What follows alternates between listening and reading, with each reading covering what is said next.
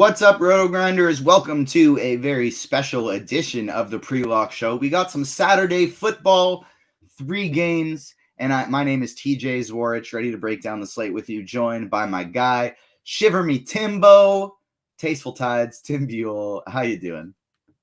That was a new one. That's a new nickname.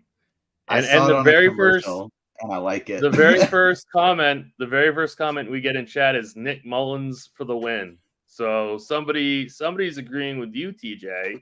We had a little talk pre-show about Nick Mullins, and TJ's really on Nick Mullins. I am not on Nick Mullins, but hey, yeah, we'll see. It's a 3-game slate. It's actually, I don't know. There's a lot of playoff implications in these games. I'm pretty excited to watch these games. Decent spreads, decent totals. So yeah, it's gonna be fun to break it down. Yeah, I am with you in chat here, Mike B. It's Nick Mullins season, and I'm excited to dive in. That's the guy I'm going with today. Both Tim and I are playing limited amount of lineups, not doing 150 or anything like that. But you don't have to be doing 150 to do this. But if you are, I definitely recommend you use SimLabs to generate DFS lineups through the power of simulation. It combines data from every aspect of the slate to churn out lineups that match your preferences. In just a few clicks, you can have hundreds of well-built correlated lineups ready to go for whatever contest types you're playing. Be sure to check out the link in the description for more info.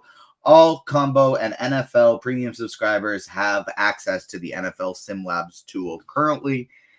So make sure you check that out and help allow it to help you build some lineups.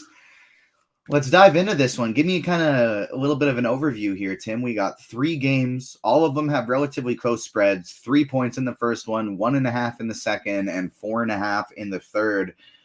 No really big totals here. All of them are hovering around something similar. How do you view these 3 games? Yeah, well, I mean, me personally, I have a clear favorite game, and that's the late night hammer, Denver, Detroit. But there's a lot of really good, strong fantasy plays, I think, in all of these games, which makes the slate pretty difficult because you can play the slate from several different angles, which is pretty rare for such a small NFL slate. So it's tough to. What I'm struggling with most personally is this high-end wide receiver situation. You got Justin Jefferson, you got Amon-Ra, you got Jamar, you got Pittman. So it's like those guys right there, like, they are the ones that are giving me the most trouble in terms of lineup construction and like who I want to prioritize. But it's definitely a pretty tough slate for sure. Yeah, I couldn't agree more. Like, it's wild how many options we have on this, like, considering it's a 3-game slate. Looking at the receiver position, like you said, Justin Jefferson, Amon-Ra St. Brown, Tyreek Hill, Jamar Chase and Michael Pittman, even Cortland Sutton. Throw in Tyreek Hill, and that would basically be all the big receivers we're looking to target on a week-to-week basis, him and CeeDee Lamb. So Jefferson, St. Brown, and Chase is a crazy high top 3, crazy good top 3. And then you look at Pittman and Sutton, and then there's some good options cheaper too. Wide receiver gets wildly tough. Then you look at the running back position, and it's the exact same thing. If you could tell me Gibbs, Mixon, Montgomery, Moss, Williams, Chandler, Warren, Harris, maybe even Chase Brown, because he's been so crazy, any of those guys are the highest scoring running back on the slate, and it wouldn't be surprising. It would just be like, okay, yeah, that makes sense. There's just such a crazy strong amount of options for a 3-game slate, so it should be really enjoyable. I'm kind of thinking we'll have the time. It's not much different on the 2 sites, so we'll just. I feel like it'll be easier to cover this game by game. We'll go through the 3 games here, and then at the end talk through like, hey, who are the must-play guys if you're running an optimal style cash game lineup today, and then go from there. But I feel like a game by game will be more helpful on this slate because there's really not that many, like, you have to play this guy, because it's like you said, Tim, there's so many different angles we can go with this slate from. You and I basically have two polar opposite strategies today, and they're both fully viable. Neither of them are like, oh my gosh, that's crazy. I mean, Nick Mullins is a little crazy, but neither of them are. But he really isn't. But he really isn't that crazy. But he's too crazy for me because I only play one lineup. But so. But I think he's fine if you're playing multiple lineups. But you have 8 out of 8, right? Yeah, so I'm going. I was basically planning on going single entry. I was running Nick Mullins in my single entry, but then I thought, like, do I want Justin Jefferson to put all my chips in the Justin Jefferson basket? I don't know. And then I made variations of the same Nick Mullins lineup, but with Jamar Chase and Michael Pittman on it. And then I did some Montgomery, did some Gibbs, did some Zach Moss. The same. I would do the same team, but one with Jaylen Warren and one with Najee Harris. So it's basically 8 variations of the same single entry team that has Nick Mullins. Yeah, it's crazy stuff. But let's start with that game. Minnesota and Cincinnati. Cincinnati's at home. It's a 3-point spread. Jake Browning's been looking pretty darn good lately. If you were, how would you kind of rank? You're going with, I believe, Jared Goff today. You said, how would you kind of rank? How would you rank Browning and Mullins in comparison to Goff? How many lineups do you think you'd have to get to in order for yourself to get there? And then take me through the rest of the skill players here who you like on this team as well. Yeah, so if I wasn't playing Goff, I probably honestly would play Browning. So he would be number 2. So Browning would even be included for me in like a 3-max setting. I am just personally concerned that Mullins is not going to finish this game. If he struggles early, they're going to put in Jaren Hall. Now, I could be way off. Maybe there's no intention to play Hall at all whatsoever. But I am a little bit concerned about Mullins. So that's why he falls to the absolute bottom for me. Maybe I'd have to be in like a 20 max to get a couple of him. But obviously I think Browning's a very strong play. I prefer Joe Mixon in this game. The Vikings blitz very, very heavily. So I think Mixon is going to get a lot of dump offs from Browning. So I actually kind of like Mixon for receiving and for running. So I think that's kind of where I'm at with that game. We got to talk about Ty Chandler. Alexander Madison's out, so Ty Chandler should be in line for a lot of work. He's pretty cheap, especially on DK. I think he's 5,300. I think he's a very, very strong tournament play. And so you have 8 Mullins. How many Jeffersons do you have? You have them in all 8?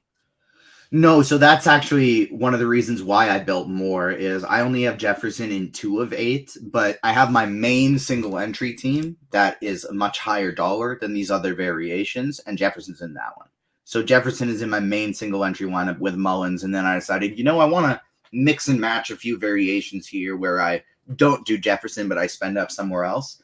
And so those other 7 lineups make up less entry fees than my one big single entry does. And the one big single entry does have Justin Jefferson on it. And so my favorite stack on the board today is the Nick Mullins with Ty Chandler, Justin Jefferson, and TJ Hawkinson.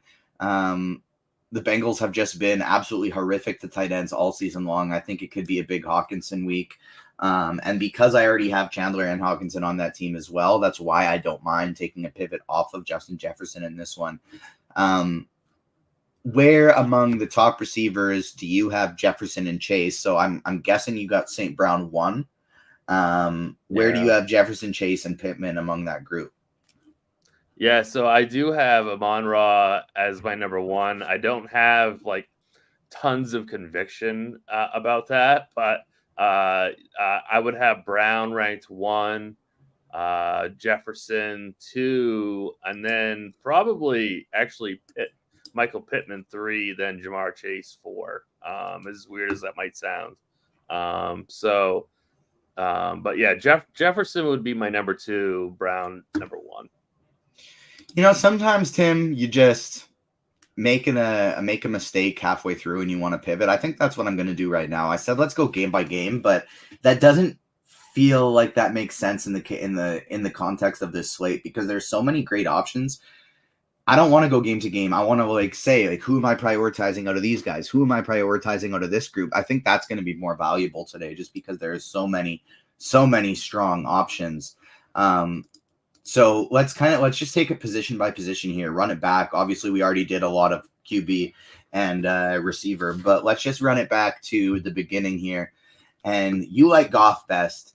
I like Mullins best. You got Browning too. I think I also may have Browning number 2, but it may be more of a Russell Wilson thing for me. And the reason why I like Russell Wilson a lot in that game is because I think Detroit's just going to be running the ball down the Broncos' throats. I think that's how that game is going to be going, and Russ is going to have to be throwing the ball a lot in the second half to catch up.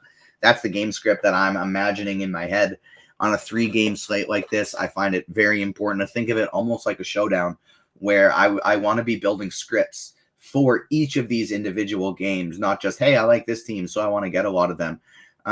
It's really important to me to make sure I'm thinking through how these games are going to be going. So at quarterback, I think you got Goff 1, I got Mullins 1. Anybody in the middle is fine, but I think Browning or Wilson would be the next 2 I'd want to go to. Minshew and Trubisky, even though that's a super fast-paced game, I don't really like either of these guys. Yeah, I honestly don't really either. I think Minshew's okay. I have really no interest in Trubisky really at all. I would consider even possibly just Xing him out. Like I'd probably have to build more than 20 teams before I got to a Trubisky. The one thing I'd say about Trubisky that I wouldn't mind including him if I was running a ton of lineups was just because he does have some rushing upside, but also it's a pretty easy, clear stack. Like you can just play him with Deontay Johnson, George Pickens, and Freiermuth even if you want. And then you have all the salary you want to play all the other good players on the slate, your expensive receivers, your good running backs. And it's like, even if he sucks, they're the type of skill players on that team that he could throw a hitch pass to Pickens that he breaks for a 60-yard touchdown. He could have one over the top to Deontay Johnson or vice versa, and these guys could get long touchdowns, and all of a sudden it could work. So I don't hate the idea of that one, but admittedly, I am more on the defenses in that game. Running back position, rank your kind of top 3 guys for me today? So if you're playing one lineup, are you playing 2 running backs or 3? Who are your big 3 today? For me, it's Chandler and Moss as my biggest priorities, but I feel like I find myself wanting one Detroit running back and maybe even one Pittsburgh running back in most lineups too. It's tough. So the big difference that you and I have is the way that we're envisioning this Detroit-Denver game. I'm envisioning that Javonte Williams gets a lot of work and they try to run the ball down Detroit's throat and actually get out to an early lead, and that's going to force Goff, Brown, Laporta, Gibbs kind of more into the picture. Obviously, I can't be positive about that, but that's how I'm building that's how I'm building my team, is with that game script in mind.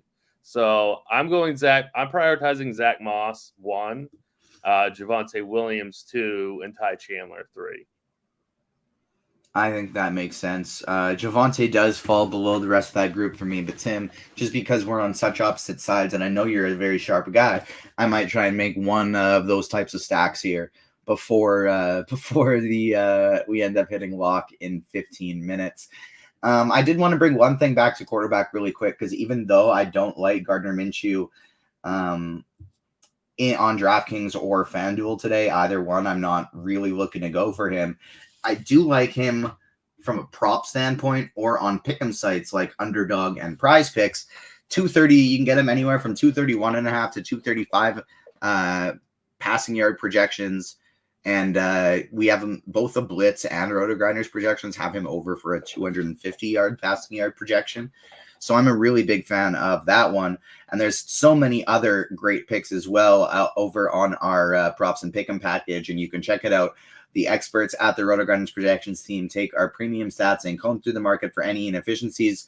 Using our model, you can easily see which lines are off, where to find them, and how likely the prop will hit based on our tool. Check out the link in the description for more information. And also, what was the prop that you just gave out? The over on Gardner Minshew's passing yards. Okay.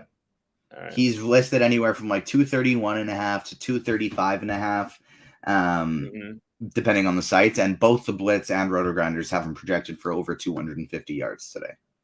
Interesting. I'm going to bet that now, and then I'm going to blame you when I lose. Perfect. That is totally fine. You can get mad at me on Twitter, but if you're riding with us, and if you're going to be getting mad with us, either way, you like us or you don't, hit that like button for us. It does wonderful. It does absolute wonders for us here. We need to battle the YouTube algorithm.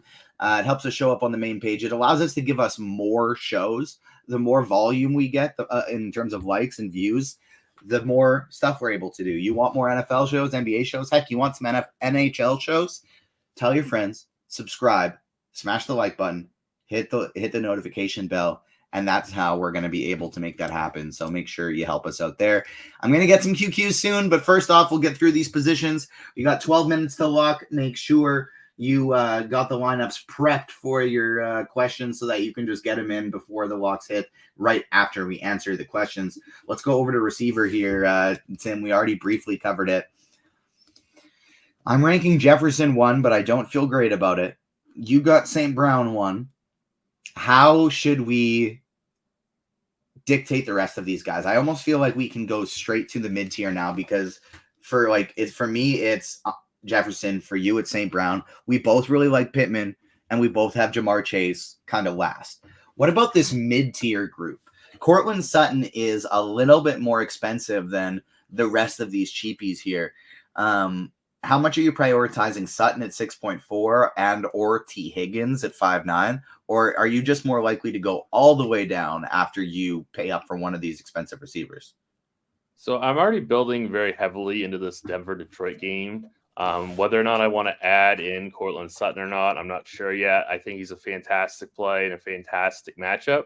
Currently, I am prioritizing Javonte Williams. So I'm not sure if I want to add Sutton to that team. I certainly have no issue if people want to play him. Like I said, I think he's in an amazing spot. I'm probably bypassing this whole Higgins, Addison tier. Probably not going to play Deontay Johnson, even though I think he's fine. I really like Josh Downs today at 4,600. I really like Tyler Boyd also. So yeah, I think getting into this, or Jerry Jeudy, getting into this, I'm kind of bypassing that whole, 5 to 6K range, and then getting into the 4s most likely. This is the zone that I like quite a bit in terms of wide receiver, whether it be Downs or Jeudy or Boyd. I think that makes complete sense as well. I really like the Deontay Johnson, George Pickens, Jerry Jeudy tier. These three guys are where I'm looking to go. I'm not going quite as far down to the Boyd, and I do have some Downs, but I don't have any Boyd currently. But I really like this lower tier. I like Sutton, but I agree. I'm kind of basically omitting T. Higgins and Jordan Addison here as well. What about say Josh Reynolds is questionable? If he's out, do you think you could take shots on Jameson Williams or Khalif Raymond? I already have Jameson Williams in my single entry team. There you go. Sorry, I missed that now. I missed that. Yeah. No, I don't know if I said it or not, but yeah, I already have Jameson Williams in my Detroit stack, regardless of if Reynolds plays or not. Obviously, that helps Williams if Reynolds is out, but we have Reynolds in projections right now. So, yeah, I'm already taking a shot on Jameson Williams. I think you could take shots on guys like Marvin Mims also. You could take shots on Khalif Raymond. I think that'd probably be it. Maybe Alec Pierce. He has flashed a ceiling once this season. So yeah, there are a few guys that I would take shots in this 3K range. But Jameson Williams, I think, has the biggest big play upside. So Williams is the guy for me. There we go. I got one full stack of of that last game that I just entered in here. I'm almost tempted though. Do I want to go? Do I want to go Pittsburgh, a Pittsburgh running back and Pittsburgh defense, or do I want to go Ty Chandler and the Vikings defense, Tim? Ty Chandler and Vikings defense? Is that the question? Yeah, or Najee Harris and the Steelers defense.